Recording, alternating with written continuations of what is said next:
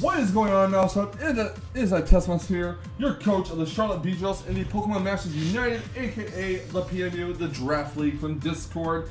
And I am bringing out a team builder for our Week 1 PMU match against the legendary Seabass, coach of the Santa Cruz Psyducks. So let's go over his roster before we get into what team I'm bringing, or what mons I'm bringing rather. His roster is the following. It is Manaphy, Entei, Shaman, Galvantula, Hitmonlee, Granbull, Mega Absol, Garchomp, Doublite, Selgar, and Garbodor. Let's go over each of the mons and what their capabilities are. First up, we got Manaphy, which is a water type. Has base 100 stats all around, and it's typically ran with a Kill Glow set.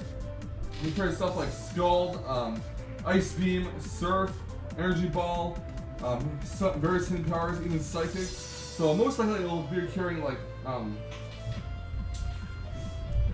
Tail Glow with 3 attacking moves. They can also run Iron Defense to beef up their Bolt, or they can run like Rain Dance with their Hydration ability and Rest. But I am expecting him to be running a standard Tail Glow plus 3 offensive move set, because there's nothing really on his team that can set Rain, that would want to set Rain. So Manaphy is usually ran as the Tail Glow 3 attack set. Next up, he has Entei. Entei is a fire type, base 100, well, not really base 100 stats, but has a huge attack stat, has good defense, and has like base 100 speed. Usually what we see of Enteis are their choice banded. They typically run like E-Speed, Flare Blitz / Sacred Fire, and 2 coverage moves, varying from Stone Edge to Bulldoze to Iron Head.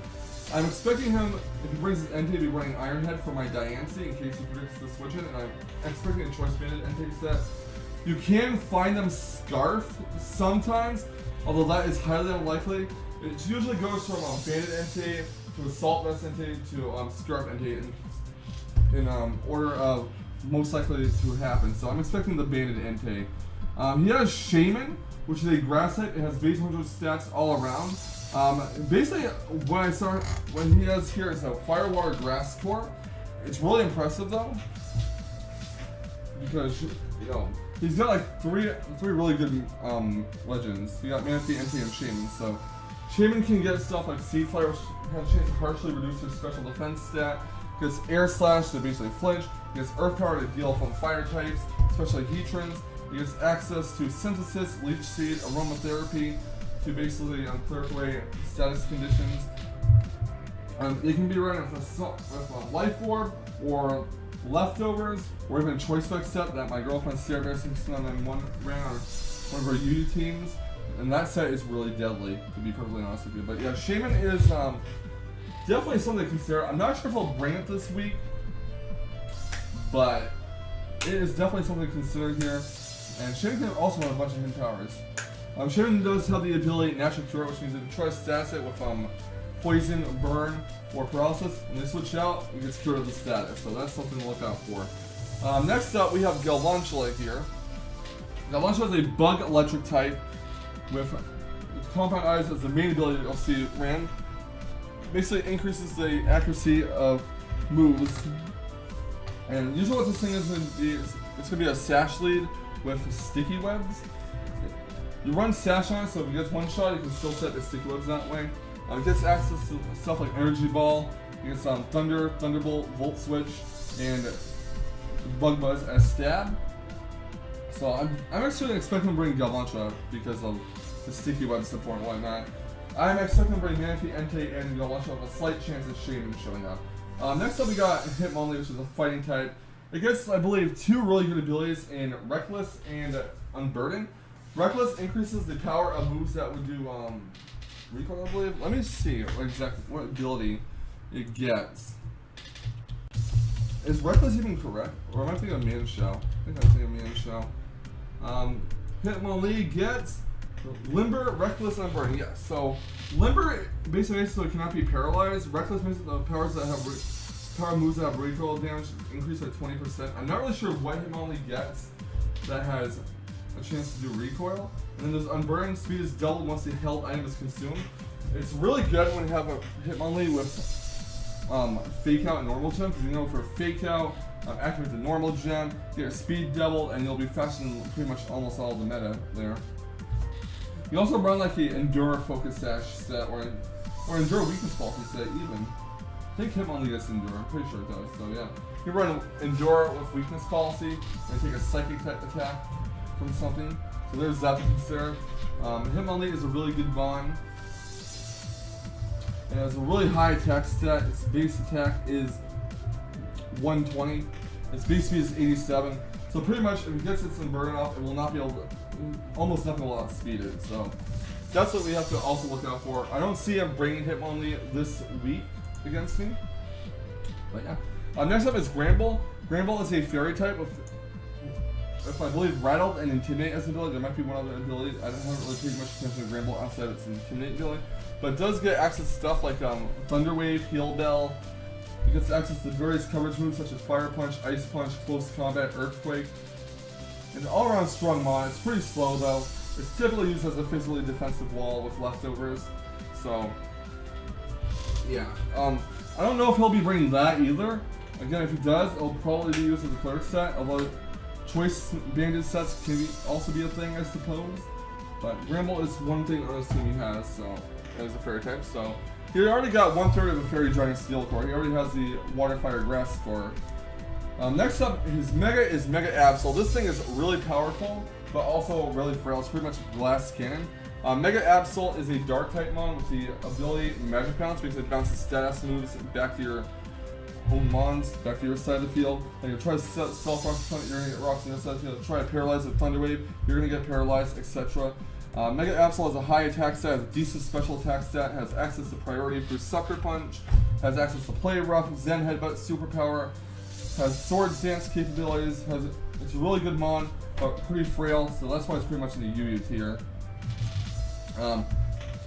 His next draft is Garchomp. This is going to be the second of 3 Mons is Dragon Steel Fairy Core. Garchomp can be used as a Choice Scarfer or a Rocky Helmet set, a bulky chomp that sets up rocks. I'm actually expecting him to bring a bulky chomp with Stealth Rocks because nothing else on his team except Stealth Rocks on this side of the field, so I don't see him bring a Choice Scarf Garchomp to this battle. Garchomp is really good. It can run has a lot of different moves. It can run like Fire Fang, it can run Stone Edge, Poison Jab, Iron Head to cover its fairy weakness. Earthquake obviously for that powerful stab, Outrage, and Dragon Claw. Garchomp is actually the one thing that I'm very certain that he's going to bring. So far I'm predicting him doing Manaphy, Entei, Shaman, Garchomp, and Galunch. I'll have a slight chance of Shaman. The next one he has is one that I'm expecting him to bring alongside Shaman, or well, as an option other than Shaman. It's Doublade. It is a Steel Ghost type. With the Eviolite, it becomes pretty bulky on the physically defensive side. It has no guard, which means you can hit its rock slides without worrying about missing. The thing about Doublade though is with its ability no guard, you can hit your moves that would otherwise miss, like Heat Wave and whatnot. So no guard is a double-edged sword on Doublade, no pun intended. Doublade can set Sword Dances and sweep with Shadow Snake. It gets access to Reflect as well, as I start my NPA match against the Exception back a couple months ago, so that's something to also look out for. Next up we got Excelgor. This thing is a really fast bug type. It does have the ability Unburden, just like Hitmonlee, which means when a held item is consumed, its speed will double. When Excelgor gets a Unburden boost off, nothing will outspeed it unless something's extremely boosted. Not even the fastest Scarfer will outspeed an Unburdened Excelgor. Excelgor can be pretty annoying because they're really quick. They can run like Final Gamut and take out a Mon automatically. You get access to stuff like Giga Drain, Bug Buzz, and other stuff. Even gets priority Water Shuriken, although physical Excelgors aren't really that good to be perfectly honest with you, but I don't expect him to bring Excelgor in this battle, especially when he's going to bring the Galunchula already. And next up we have Gardevoir, which is a Poison type. This thing can set up Poison Spikes and maybe regular spikes as well. It has the ability Aftermath, that when it gets knocked out by a physical move, the one that knocked out will take damage. It gets access to like Gunk Shot, Drain Punch, and a few other things. I don't expect him to bring this because there's really no need for him to, but Gardevoir is the last Mon on his draft. So, with that being in mind, guys, let's go right to the draft, or not the draft, but the team builder. This is what we're going to be bringing this week against my opponent, the Legendary Seabass. We are bringing Flying Tesla, the physically defensive Zapdos with Sack as the ability. Our EVs are 248 HP, 176 defense, 68 special attack, and 16 speed. We have those EVs in HP and defense that maximize its physical defensive bolt. We have 68 EVs in special attack to give it a little bit more firepower when it attacks. And we have speed EVs because if you outspeed some stuff that we wouldn't otherwise be able to outspeed if we didn't have any speed investment. The speed investment is not going to be a huge deal in this battle, as pretty much most of his mons should be a plus, should be like timid nature or jolly nature or something. However, we do have the speed investment there in case he brings a non-speed invested Garchomp, so we can outspeed it with his entire ice. We also have Stack to deter him from having his Hitmonlee or his Garchomp hit Zapdos with a contact move, because if Hitmonlee gets some burn boost off, what we want to do is we want to get it paralyzed so we can outspeed it and take it down without being revenge killed. So that's why we're running Stack. It's a bit hacksy. I realize that some people might not like the hacks in it, but that's what we need to do against the Garchomp Hitmonlee. So basically, this is going to be my physically defensive wall of the team. We're going to go in there with it and see what we can do. Again, Volt Switch, Heat Wave, Hidden Power Ice, and Roost will be the set. We are not running Defog on Zapdos. You cannot get a stack Defog Zapdos, so yeah. When you see stack on there, just know there's no Defog on it. Next up, we're bringing our Mega Diancie. Now, as I mentioned before, I'm telling him not bringing Choice Scarf Garchomp, so bringing a non-choice user is definitely safe here. Mega Diancie is going to have the moves Moonblast, Diamond Storm, Earth Power, and Protect. He's going to have 32 attack investment and 226 special attack investment, 252 speed investment. It's going to be a naive nature, a plus speed nature, and we're not going to be running timid because we do not want to lose firepower on our physical attacks. And Mega Diancie will be key to hopefully take down the Entei. I did some calcs. I was debating running full on special attacking Diancie of Ancient Power instead of Diamond Storm. But the calcs told me that Diamond Storm will one-hit KO the Entei, and Ancient Power will only be a two-hit KO. So overall, I decided to go with the typical mixed set. We have Protect to get the free speed boost off. We have Earth Power and Diamond Storm to hit the fire types. We have Moonblast as a very powerful stab. I could have went for Rock Polish instead of Protect, but honestly I figured the free speed boost is more important this time around. The Diancie's name is going to be Diamonds Forever. And next up we have Keel the Electros. We're running a Assault Vest on it with 4 offensive moves. The moves being Thunderbolt, Flamethrower, Flash Hit, and Hidden Power Ice. We have Thunderbolt as Stab to hit the Manaphy. We have Flamethrower to deal to Shaman and the Doublade. We have Flash Hit to deal to Granbull. And we have Hidden Power Ice to deal with the Garchomp. We're running 252 HP on it, 252 special attack to maximize its damage output, along with the modest nature, and we have 4 defense EVs. We already have the Assault Vest on, so we can boost its special defense that way, and we'll have 4 defense EVs so we can take a physical hit a little bit better. So hopefully we can get a Hidden Power Ice up on the Garchomp and weaken it down so we can take it out. And yeah, Electros will be running the modest nature. Its name will be Keel, which will be named after Cyberdark Keel, which is a Yu-Gi-Oh reference. Yes, I do have a tendency to name my mons after Yu-Gi-Oh references. So Electros, modest nature, 252 HP, 252 special attack, 4 defense investment, with Thunderbolt, Flamethrower, Flash Shade, and Hidden Power Ice. And yeah, that's pretty much what we're going to run there. Next up, we got Flygon the Flygon. This Flygon is actually named after a streamer who's rated us before. I could have named it like Mirage or something, but I decided to name it after a streamer who rated us, because why not? I mean, my favorite Pokemon is Flygon. They're male though, and this Flygon's female, and I didn't really feel like changing the gender of my Flygon, but we're running a Defog Life Orb set. The moves are going to be Earthquake, U-Turn, Defog, and Roost. Now, I debated going for Dragon Claw instead of Earthquake, so I can deal with the Garchomp easier, but I already have enough outs of the Garchomp, so it doesn't really matter. Zapdos, Diamond Threat, Zapdos, Mega Diancie, Electros can deal with the Garchomp.